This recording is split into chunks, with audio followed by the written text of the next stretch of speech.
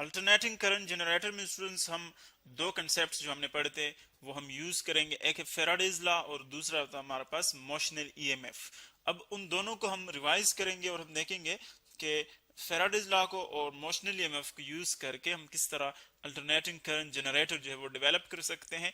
Actually यहाँ पर हम क्या करते हैं, एक मैकेनिकल टाइप की एनर्जी जो है हम वो प्रोवाइड करते हैं। यानी यहाँ पर जो आप कॉन्फ़िगरेशन देख रहे हैं, जो हमने एक सिंपल कॉन्फ़िगरेशन दी है अल्टरनेटिंग करंट जनरेटर की, इसमें हम रोटेशन प्रोवाइड करते हैं और उस रोटेशन की वजह से क्या होता है, एज आउटपुट वो हमें इलेक्ट्रिकल एनर्जी देती है।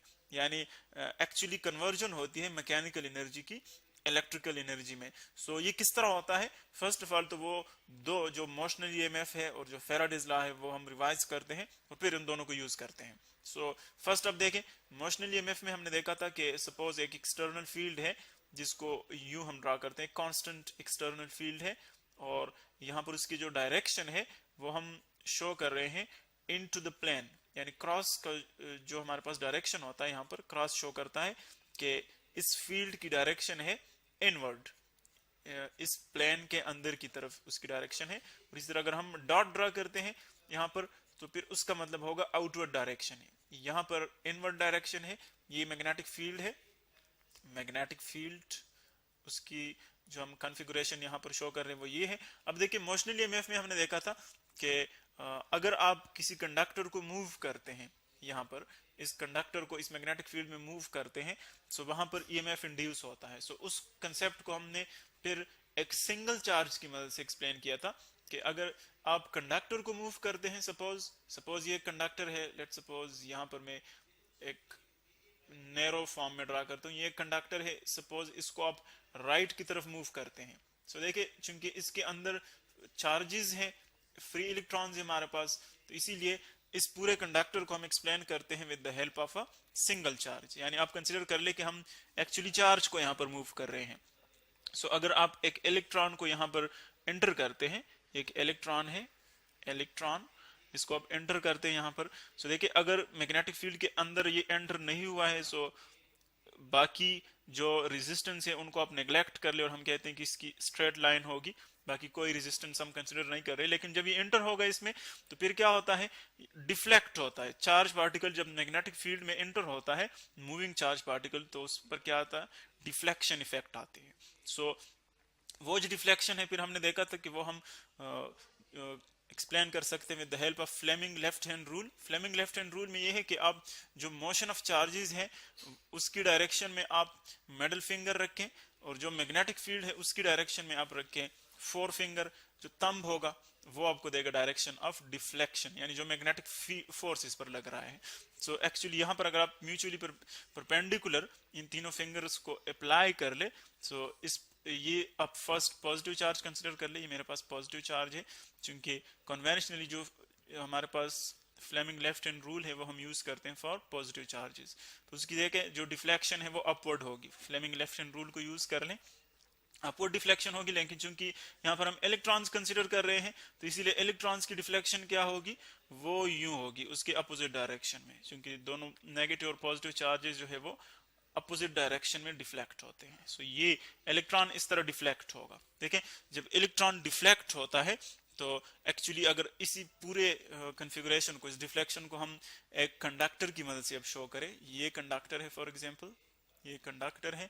अब अगर इसको मैं मूव करते जाऊं, जैसे देखिए राइट की तरफ मूव करते जाऊं तो इसके अंदर जो इलेक्ट्रॉन्स है वो किस डायरेक्शन में डिफ्लेक्ट होंगे, नीचे डायरेक्शन में, यानी ये पुश होंगे टुवर्ड्स द लोअर एंड। क्योंकि अभी हमने देखा कि इलेक्ट्रॉन अगर यूं हम मूव करते हैं राइट की तरफ सो वो नीचे की तरफ पुश होते हैं, तो इसीलिए इसके अंदर जो इलेक्ट्रॉन्स है वो इस एंड पे आ जाएंगे, क्योंकि वो नीचे की तरफ डिफ्लेक्ट हो जाएंगे इस एंड में, और ऊपर जो एंड है उस पर पॉजिटिव चार्जेस रह जाएंगे। बिकॉज पॉजिटिव चार्जेस जो है प्रोटॉन्स न्यूक्लियाई वो फिक्स्ड हैं, वो मूव नहीं कर रहे हैं, तो इसीलिए वहां पर पॉजिटिव चार्जेस इस एंड पर आ जाएंगे और नीचे नेगेटिव चार्जेस जो है वो कलेक्ट हो जाएंगे।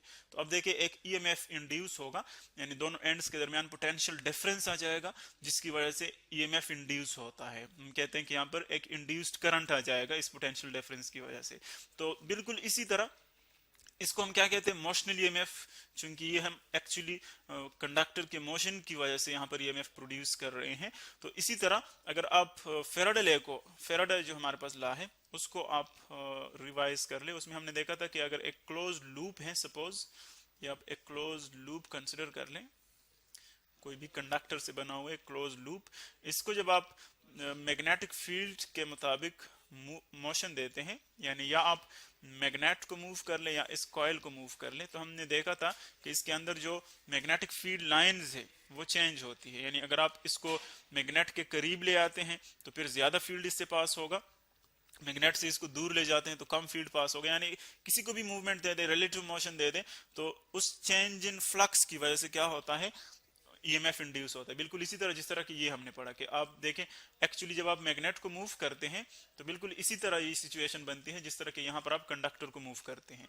यानी या तो आप फील्ड को मूव करते जाएं और या आप कंडक्टर को मूव करते जाएं, तो सिचुएशन एक ही है। यानी इसी तरह लगेगा कि एक्चुअली अगर आप फील्ड को मूव करते हैं तो फिर भी इसी तरह लगेगा कि एक्चुअली कंडक्टर जो है चार्जेस इसमें मूव कर रहे हैं। तो दोनों की सिचुएशन एक ही है। तो यहाँ पर भी हमारे पास एक इंड्यूस्ड ईएमएफ आ जाता है, इंड्यूस्ड ईएमएफ, और जो ऊपर वाली सिचुएशन है उसमें भी इंड्यूस्ड ईएमएफ आता है।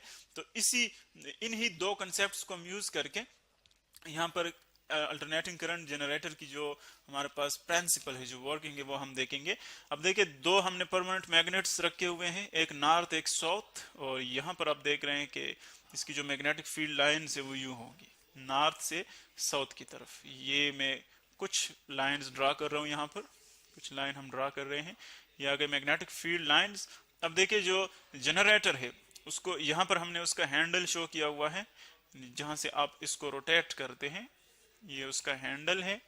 इस हैंडल से जब आप उसको रोटेट करते हैं, देखें उसकी रोटेशन यहाँ पर, ये जो आप येलो एरो देख रहे हैं इससे आप देख सकते हैं कि इसकी जो रोटेशन है यहाँ पर वो हम यू कर रहे हैं, यानी इस हैंडल को हम यू मूव कर रहे हैं, यू रोटेट कर रहे हैं, ये उसकी रोटेटरी डायरेक्शन है।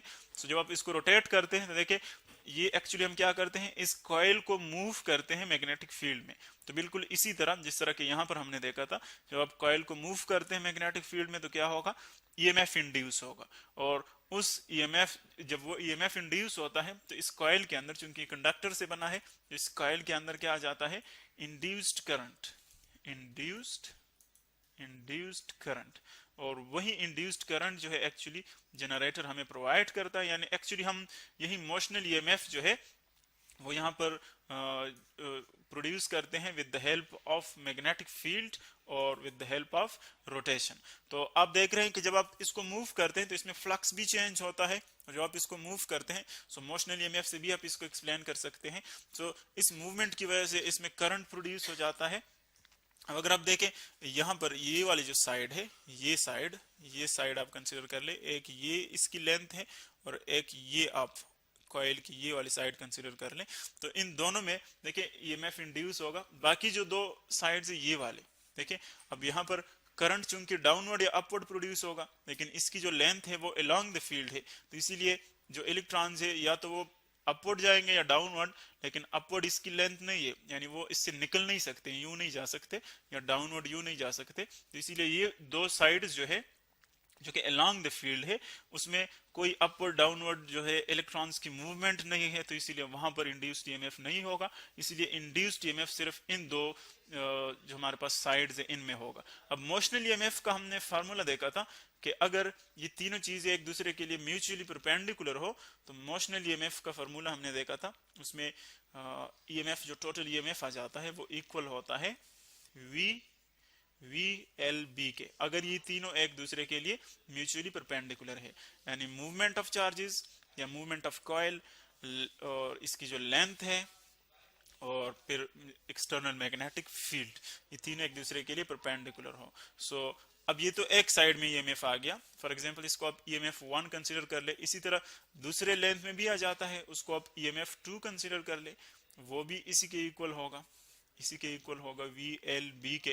तो टोटल ईएमएफ हमारे पास क्या आ जाएगा, टोटल ईएमएफ होगा इन दोनों का सम, यानी ये हमारे पास होगा टोटल ईएमएफ इस कॉइल में आ जाएगा EMF 1 plus EMF 2, EMF 1 plus EMF2। अब इस इक्वेशन को मजीद हम एक्सपेंड करेंगे अल्टरनेटिंग करंट जनरेटर के लिए, और हम यूज करेंगे कि एक्सप्लेन करेंगे कि इसको किस तरह हम सिंपल फॉर्म में ले आ सकते हैं, वो हम नेक्स्ट लेक्चर में देखेंगे।